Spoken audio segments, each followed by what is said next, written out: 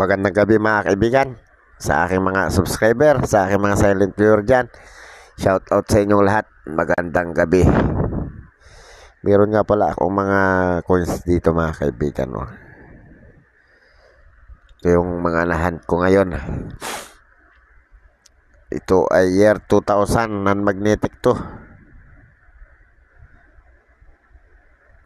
Ang ganda pa niya Tsaka ito, wala namang kakaiba dito, pero itatabi ko lang siya kasi ang ganda niya Brilliant uncirculated siya.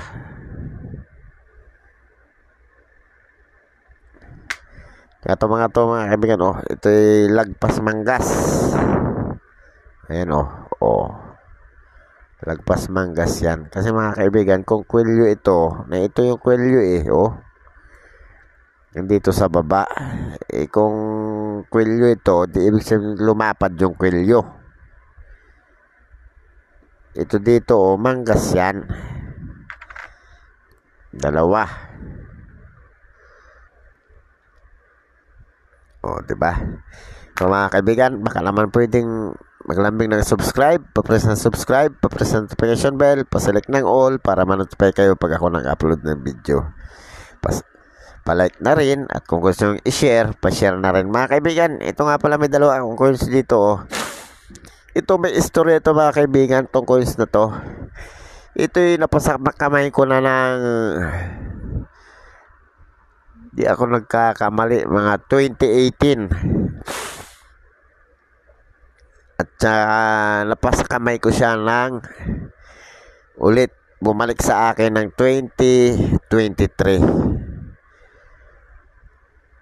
Nang 2018 nang nasa sa akin to, wala pa akong planong bumalik sa pagiging collector noon kasi kinukolekta ko lang noon mga talagang old coins. Nung nagka-interest ako mangolekta na itong 2023, bigla naman itong sinukli sa akin.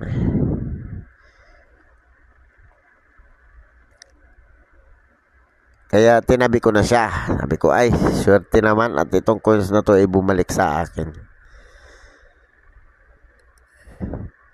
Swerte, bumalik siya. Ito yung pag-uusapan natin mga kaibigan, yung mga nangyayari sa coins. Kagaya nito mga kaibigan, ito'y sinadya. Parang sinira talagang sinadya yung coins na to. Yan parang grinder to Ito yung pag-uusapan natin mga kaibigan. Ang sinasabing Presidential Decree number 24/7 July 18, 1973. Mga kaibigan Presidential Decree number 247 July 18, 1973, prohibiting and penalizing defacement, mutilation, tearing, burning, or destruction of central bank notes and coins. Whereas the central bank has the sole right and authority to issue currency within the territory of the Philippines under its issue power and pursuant to the Section 54 of Republic Act number 265,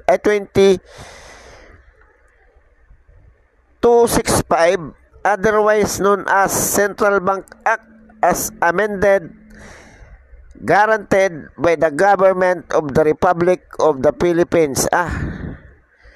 As amended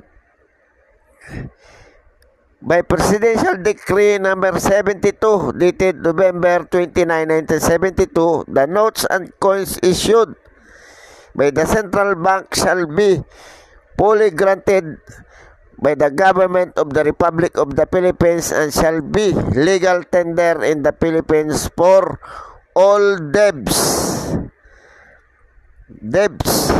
both both public and private, whereas central bank notes and coins are issued for circulation as medium of exchange and to utilize them for other purposes does not speak well of the due to respect and dignity by pitting our currency, and whereas defacing, mutilating, tearing or partially burning or destroying our currency by any means renders it unfit for circulation, thereby unduly shortening its lifetime, and such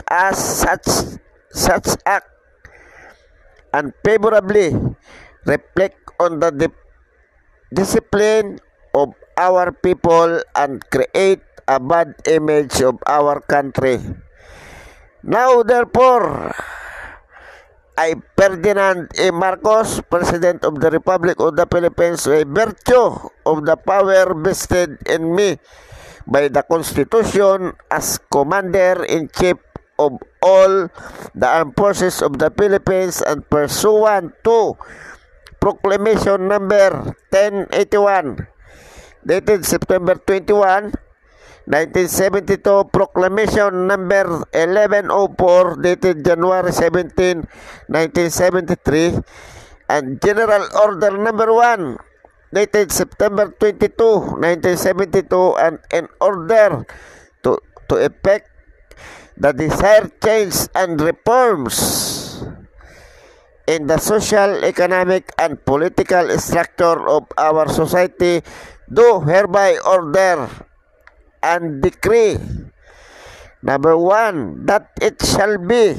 unlawful for any person to willfully deface, mutilate, tear, burn, or destroy in any manner whatsoever currency notes and coins issued by the Central Bank of the Philippines, and number 2, that any person who shall violate this decree shall upon conviction be punished by a fine of not more than 20,000 pesos and or by imprisonment of not more than 5 years. All laws, orders, and regulation or parts thereof inconsistent herewith are hereby modified or repealed accordingly.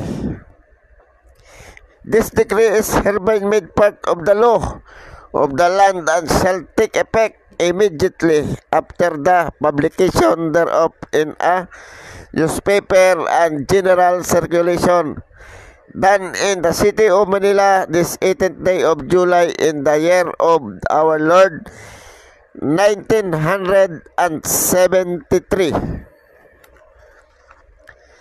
Signed, Ferdinand A. Marcos, Republic of the Philippines President. By the President, signed Ronaldo B. Zamora, Assistant Executive Secretary.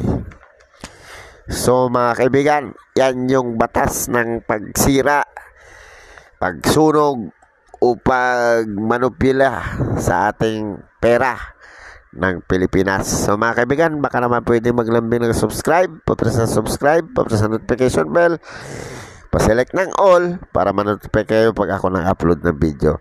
Palike na rin at kung gusto nyo i-share, pa-share na rin. Maraming salamat mga kaibigan. Magandang gabi.